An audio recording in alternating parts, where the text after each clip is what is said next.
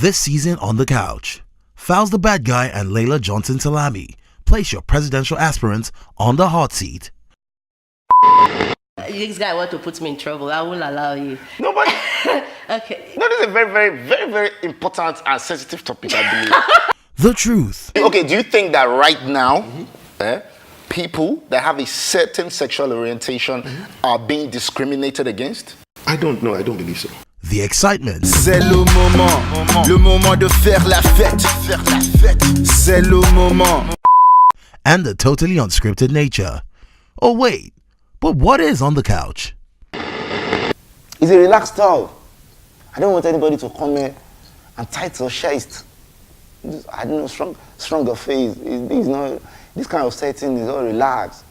You have your stocking, have your shoe, put on your knicker.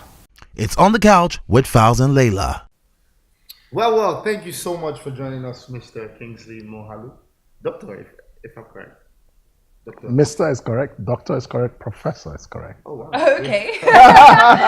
Great stuff. What a profile. Why do you want to be president of Nigeria?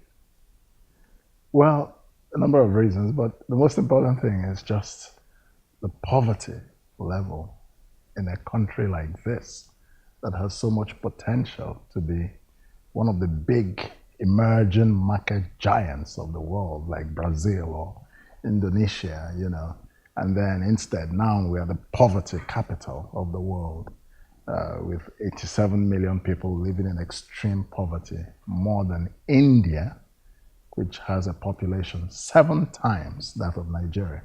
They are 1.3 billion people, we are 200 million people. And we have more people in Nigeria living in extreme poverty than in India. That just breaks my heart and it just makes me mad. I just can't stand it. I'm tired of sitting on the fence. I'm tired of living a good life for myself while there's so much poverty around me. I'm tired of, being a technocrat, sitting and being frustrated by dumb politicians, crooked politicians who take the ultimate decisions because it's the elected political authority that has the ultimate power. So if you really want to make a change, I felt that is where I should be. Yeah, to be able to make the vision real.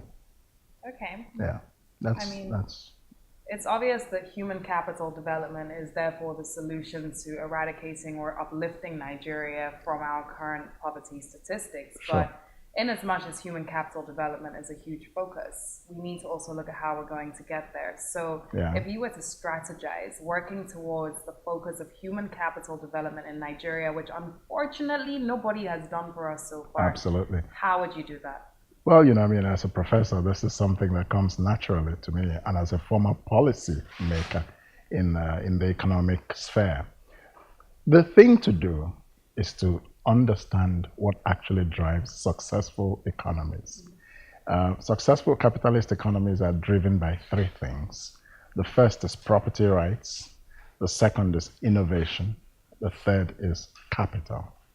Now, these 3 things can only come about when you have a base of human capital that has what we call productive knowledge. That can only come through a certain type of educational system. An educational system that prepares our young kids and our young guys and girls for the 21st century, gives them skills that are relevant to the world of today. IT skills, digital skills, technological skills, skills in entrepreneurship, that sort of thing. But meanwhile, the educational system in Nigeria is just very theoretical, and the teachers in Nigeria, garbage in, garbage out. What are your views on state policing? It's necessary, and that's part of the restructuring debate. Even though 14 states right now cannot survive on internally generated revenue and require federal allocation to actually thrive. That's why I say that restructuring Nigeria should not be on the basis of states, and state police should not come before the country is constitutionally restructured. And restructuring should be on the basis of regions. All the 6 geopolitical zones in this country are viable, but individual states, many are not. But if you bring them together as a geopolitical zone, they are viable. Do you have any economically. particular views, though, on the special anti-robbery squad? Sometimes you cannot distinguish between them and armed robbers. Facts. We've seen them commit a lot of atrocities. So I think that they really, really need to be sanitized. That's part of what I talk about. So you don't think they need to be ended? They just need to be sanitized? They need to be sanitized. Armed robbery is something that needs to be fought. But when you spoke of starting from scratch, what Yes. does that mean? Does that mean clearing out the entire force? No, it means retraining them. It means they must be retrained and you have to hire new people. We only have 300,000 policemen adding in to what we Nigeria. already have. Yes, exactly. But But they all now go through the And we same need, training. I was looking at the UN global minimum. Isn't it, it's 400 people to one officer? Or is it 450? Something like that, about Okay, 450. That's why I asked that question Yeah. about the 1.5. Is that Yes. to go with the minimum? Well, it will go over the minimum, actually. Yeah. Speaking to a policeman one-on-one, Yes. sometimes is quite depressing. Yes. You think to yourself, is this really a police officer? Yeah. So, I mean, if you are adding Wait till you carry. really like this, like what is really good? Now wait till you carry. That's the job of the police here. My friend, how now? How buddy? How country? Happy weekend. Your brother there. I beg, greet us now. So when you speak of adding to the police force, Yeah. that means that the people that exist now, that are unqualified and barely educated, will stay in the force. Many of the police people we have are bodies, human bodies. But a human body doesn't make a good policeman or a good policewoman. Many of them are not well trained. They certainly are not well equipped. And many of them are not well motivated, which is why we have a lot of corruption. And, of course, at 300,000 policemen for a population of 200 million, we are, of course, severely under-policed. So that's why it's necessary to recruit and train and equip a modern police force. So you would employ afresh. Yes, absolutely. Absolutely. But how do we get there? Because if we're looking at the current MPF, Yeah. the entire MPF is made up of people who took the job as their last option. Like, I can't do anything else. I probably don't have a degree. Let me just become a policeman. But if you go to any other country in the world, it's not perceived in that way. Being a policeman, being a security agent is a service to your country. It's one of the proudest occupations that Absolutely. someone can have. Absolutely. How do we get to that level in Nigeria? Because the average graduate at Unilag this year, or Yabatech, or Uniloring, or wherever, is really and truly not thinking of becoming a police officer because it's so undermined and underpaid. Yeah, good. Well, what's the job of a leader if not to take on challenges and solve them? Now, the first thing I would do as a president is to address the country on the national security situation and what we are going to do to bring it, to turn it around. That means you must now begin to create a vision of a new police force in the minds of Nigerians that begins to change the perception of citizens, that citizens have of the police. When you begin to do that and you're communicating as the president of Nigeria, setting out concrete plans and setting out a vision of what a new police force should be, and you begin to put it in practice by maybe changing the conditions of service, changing certain things, you begin to see people attracted to becoming a policeman.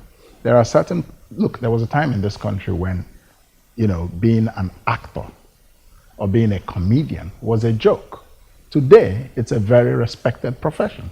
So we cannot assume that because today the police is a joke, that if you have a good leader, such as I propose to be, then it will always continue to be a joke. No, it won't. It's possible for us to change our realities. What's the time scale though? How long is it really going to take to revamp the Nigerian police force to actually be a force for the people and also by the people? Yeah. Because as it stands, I really do not see a difference between a SARS operative and an armed robber. And As a I lot of was saying. Nigerians do not. Exactly. So how long is it actually going to take to wipe all the bad eggs out of the system and create a force of freshly trained officers? Yeah. Now, first of all, the president has only 4 years in office, after which he can go for another 4 years if he is re-elected. But in 4 years, I believe, in the first 4 years, it is quite possible to turn around the Nigerian police force. I don't see it as something that cannot be done. It can be done. And in fact, let me tell you how I intend to achieve a lot of the vision I have for this country. When I become president, there will be 4 offices in the presidency. The first one, that will be critical. There will be other offices, but these 4 units will be very critical to achieving plans and making visions into reality. The first office is the Office of National Strategy. The second is the National Office of Risk Management. The third will be the Office of Performance Management. And the fourth will be the Office of Human Capital Development. These 4 offices will form the cornerstone of my presidency. The National Strategy Office will design the broad sweep, the milestones, the broad vision, the goals. The Performance Management Office will check on every government department as to how they are performing on the benchmarks that the strategy has set, which are their responsibility. You see what I'm saying? And if any part of the government is not meeting its responsibilities or its performance benchmarks, there will be accountability. Heads will roll. Now, the Office of Risk Management will help me as the president manage the risks that prevent governments from delivering on good governance. Many of those risks abound in Nigeria today. It could be political risk, they could be operational risks, they could be corruption risks. You see what I'm saying? So these risks can be managed, they can be mitigated. And the Office of Human Capital Development will help develop a public service that is skilled, knowledge-based public service. So these are modern 21st century approaches to governance that I'm going to bring in as president of Nigeria. They did not exist before. How do you ensure, or how do you select people to occupy these offices and ensure that they run these offices with competence and transparency? Because, I mean, what we see in government, I know. they set up a committee, they set up a committee, exactly. they set up another committee. Yeah, but that's this. What I'm telling you is a very different idea from setting up committees upon committees, or committees to review the work of previous committees. That's a joke. That's a time-wasting circus that incompetent politicians engage in Nigeria. What I'm proposing to you is a structure and substance in management, and I will people these offices with professionals. There will not be any politician within a 100-mile radius of these 4 offices, I'm telling you. There will be a place for politicians, but not these 4 offices. Where is the place for politicians? Oh, the place for politicians is in political appointments, like there will be ministers who may have political gravitas. There may be special advisors who may have political gravitas. There are places in government where you would see political people. And when I say politicians, there are a lot of people who are going into politics now who are technocratically competent people. Okay, let's actually touch on your appointments, Sure. etc. for a second. Absolutely. We already know how patriarchal Nigeria is as Yes, a country, and absolutely. we have serious issues when it comes to the representation of women of in women. politics. Yeah. Global minimum 33%. Nigeria's own non-existent. Yeah. Now, 14% now. Yeah. Is it actually 14 now? Well, that's where it is. Nothing to celebrate. How do you intend on getting Nigeria above the global minimum of female representation in politics? Very good. I'm very concerned. I'm very concerned too, actually, and I have a very strong passion for gender equality and gender equity. I've made it very clear in my blueprint that we will target and execute a 50-50 gender policy approach to political appointments in Nigeria. One man, one woman, and we are talking about qualified men and qualified women. There will be no tokenism. So I read it in the papers recently that in the last 10 years or so, a ridiculous amount of money has been spent on defense. Yes. And we have seen a ridiculous rise in insurgency. How would you tackle insurgency, first of all? The way I will tackle insurgency, the way I'll tackle national security is to have a more sophisticated understanding of national security. This government came in with a very simplistic look at national security. They were just focused on Boko Haram. For you to deal with insurgency, you have to fight it on at least 2 or 3 fronts. One, what causes insurgency?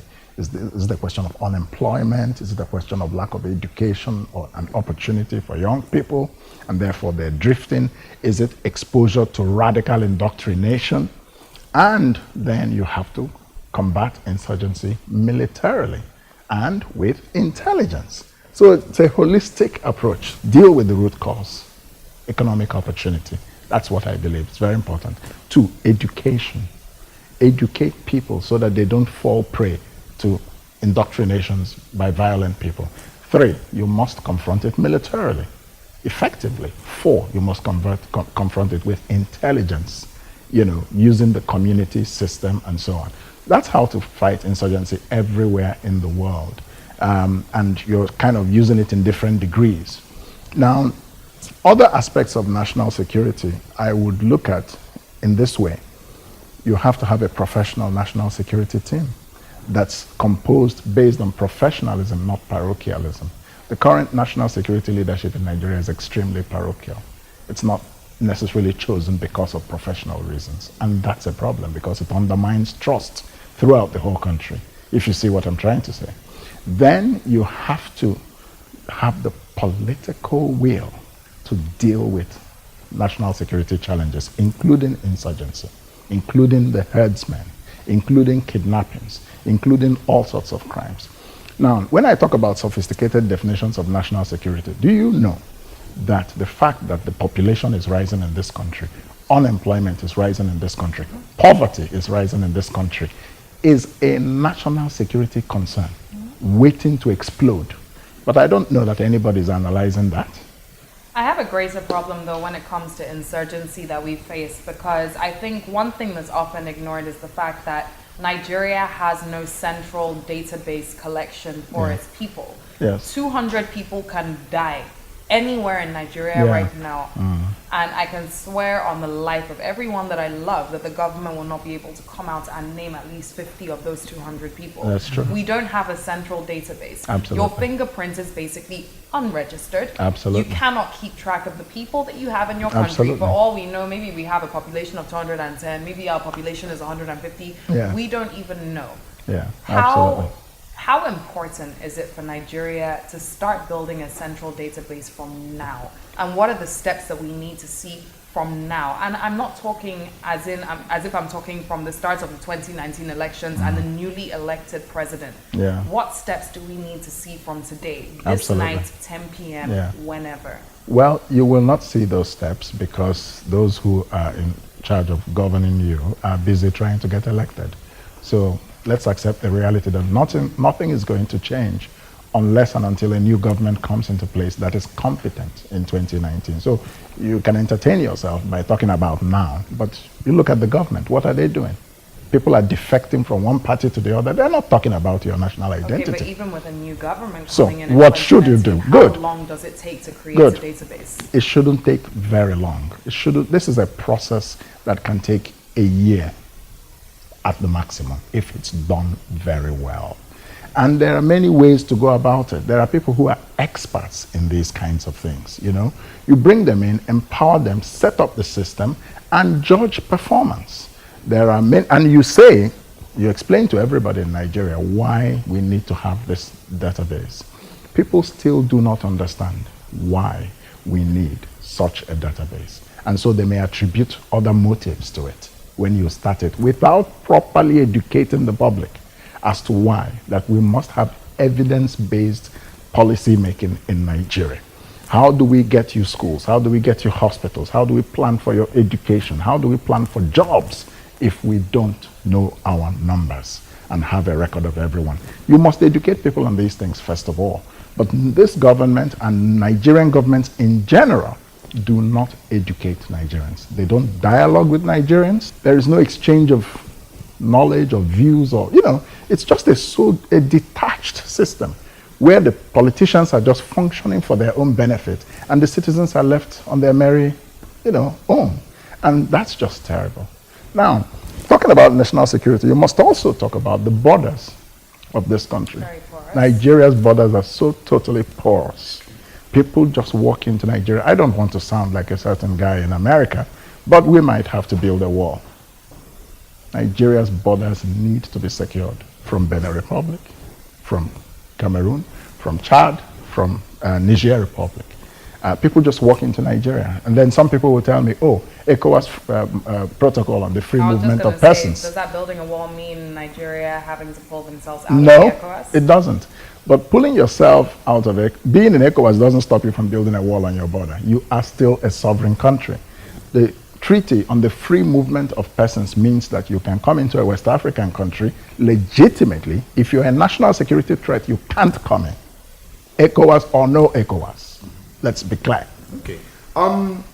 What do you make of our lawmakers and the excessive benefits and perks? Our lawmakers of being a legislator in Nigeria. Our lawmakers are very, very comfortable, and they are not productive at the level of their comfort. How do you think we can rectify the situation? The National Assembly is an independent organ of government. The best way to deal with the National Assembly in this country is for the people to be politically educated, to know and hold their National Assembly representatives accountable to them. And if people feel that National Assemblies are just busy creaming off a lot of money for themselves and doing nothing, they should recall them. There is a provision for recalling the Constitution. Has it been actively, aggressively used across the board? You go to the National Assembly, you see some of them sleeping on national television. Have their constituents said, this guy is useless, he should come home? I think a lot of people don't even know about that. Yeah. That's the thing. That's why I talked about political education being so necessary in this country. Our people are not politically educated. We need to know our rights, to know our responsibilities, and to know our power as citizens. Okay. Yeah. What would you say is your biggest achievement as a person? My biggest achievement as a person. That's a tough question. I want to be very honest with you. Because I don't mean to be modest. I'm a person of many achievements. And some of them, however, have had a lot more meaning to me than others. My biggest achievement, I could say, are two things. Setting up the Isaac Moghalu Foundation with my hard-earned salary 12 years ago when I was in the UN, and giving scholarships to poor children in our rural communities, giving them access to education, especially girls. That is something I have done that is very deep in me. Secondly, writing the book, Emerging Africa, How the Global Economy's Last Frontier Can Prosper and Matter, which is used all over the world. And I was appointed a professor largely because of that book at one of the most prestigious universities in the United States. Some people may tell you, oh, being deputy governor of the central bank is a very big achievement. Well, yes, but it is not necessarily, in my mind, the most important achievement I've made in life. Impacting people's lives, not necessarily holding a position, is what matters to me. What do you do for fun? Well, I chill out and watch movies. I watch Falz the Bad Guy. This is Nigeria. You listen to a lot of Falz? Yeah, I listen to it. See how we're living now. Songs. See how we're living now. See what I'm doing now. Yeah, but what are your favorite genres of music? I like gospel. Oh, okay. Yeah, I like gospel. I like so you're a Christian. I'm a Christian. Yes.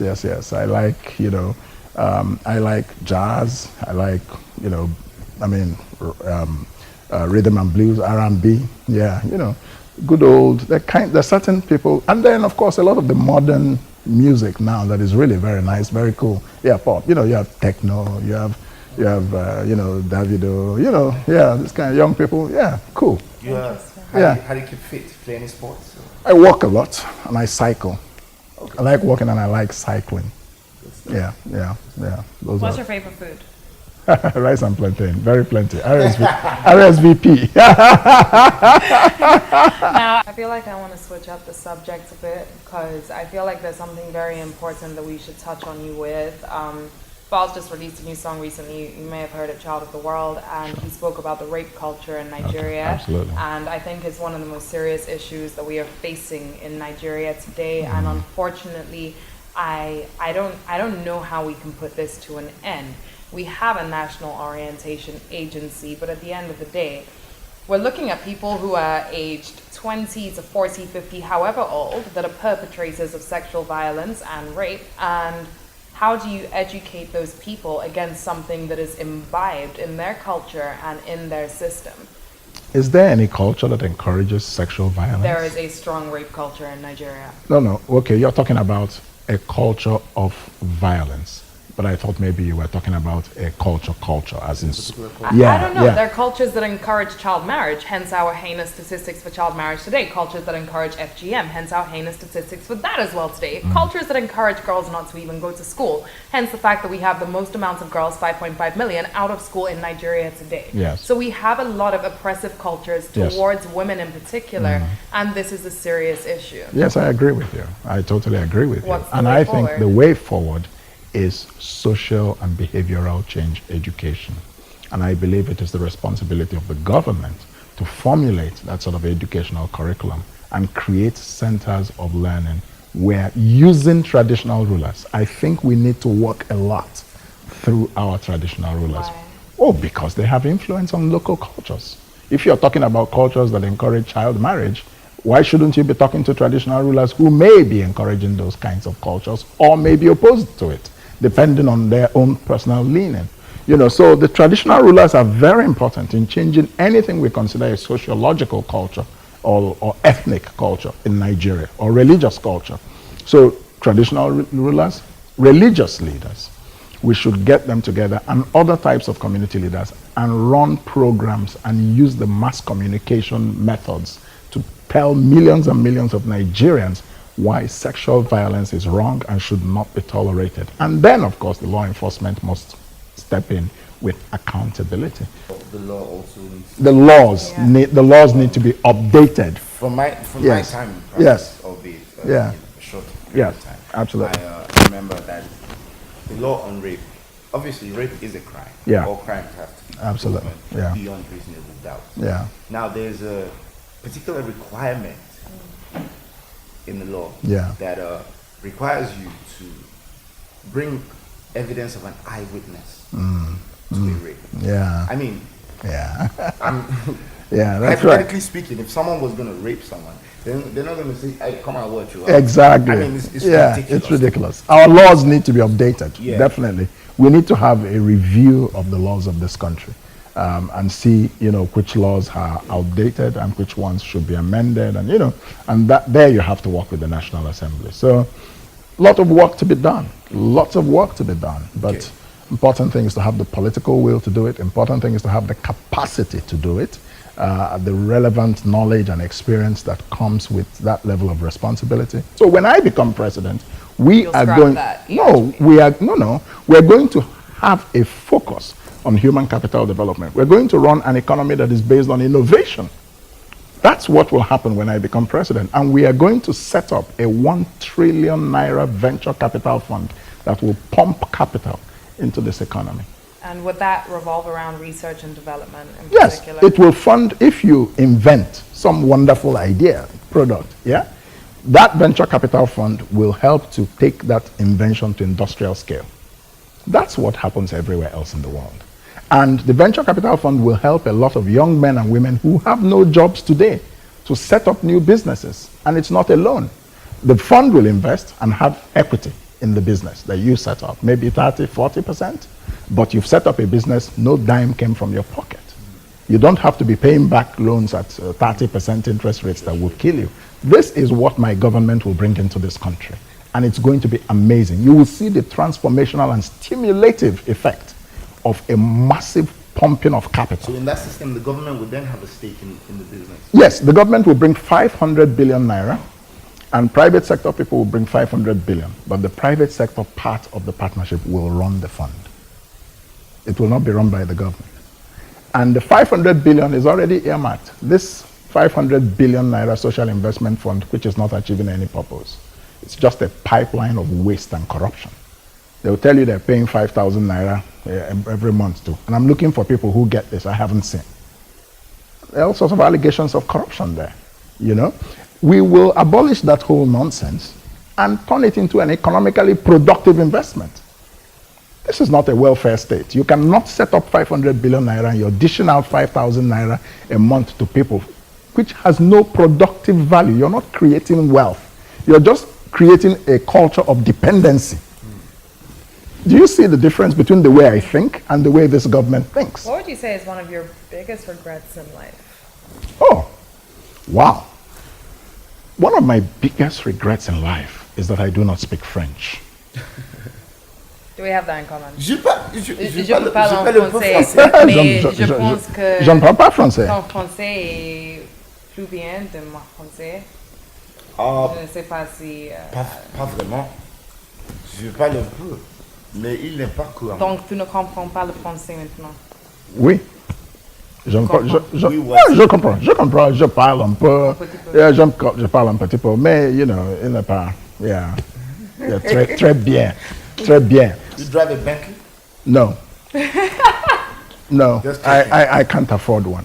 No, I drive a Honda Civic and a Jeep. Just There's 2 cars. That I used to take some of that. Oh, that's okay. That's okay. I'm open, you know, I mean, you can come and check me out. What's your favorite country that you've been to? Oh, favorite country. I have lived in many countries. I particularly I lived in Cambodia, I lived in Croatia, I lived in New York, I lived in Tanzania, and I lived in Switzerland during my career in the UN. And of course, I visited almost 100 other countries. I liked living in Tanzania, and I like Nairobi, Kenya. As president of Nigeria, education is going to be one of my top 3 priorities. We're going to reform the education system. There are 4 specific steps I will take as president to reform the education system. Step number 1, teacher training. We will have to retrain all the teachers in this country and get them recertified to be fit for purpose, to teach and bring out children who are fit and equipped for the 21st century workplace. Number 1. Number 2, we're going to undertake curriculum reform. We're going to move the curriculum away from all these theories more towards practical things, vocational skills, technology, entrepreneurship. Number 3, we will change the way our students learn. We cram notes and regurgitate them in exams. We will begin to teach our children to think originally, do more research papers, original research. As a professor in the States, in the US, my 100% is divided as follows. 60% for your research paper, original research paper, 20% for class discussion and engagement between you and your fellow students and the professor, 20% for class attendance. So if you miss any of these things, there's a holistic way the whole thing is packaged. You will not get your full marks. But you can miss class and be a truant for a long time. Just come in, cram the notes, or sort out yourself, as they say in the universities, and get the exams and pass. So, and then we're going to have to reform educational infrastructure. We're going to bring equipment from learning in the modern age into our secondary and primary schools. We're going to make sure that in federal government institutions, students have tablets, laptops with which they can learn, and other modern educational skills. What I would then do that addresses your direct question is that I'm going to focus a lot on foreign investment in the education sector. So, for example, I'm going to go after world-class universities, MIT, Yale, Johns Hopkins, Tufts, those kinds of schools. I'm going to now make Nigeria an attractive place for them to come and set up campuses. So you can have a world-class MIT education inside Nigeria, and you don't have to go abroad. Do you see what I'm saying?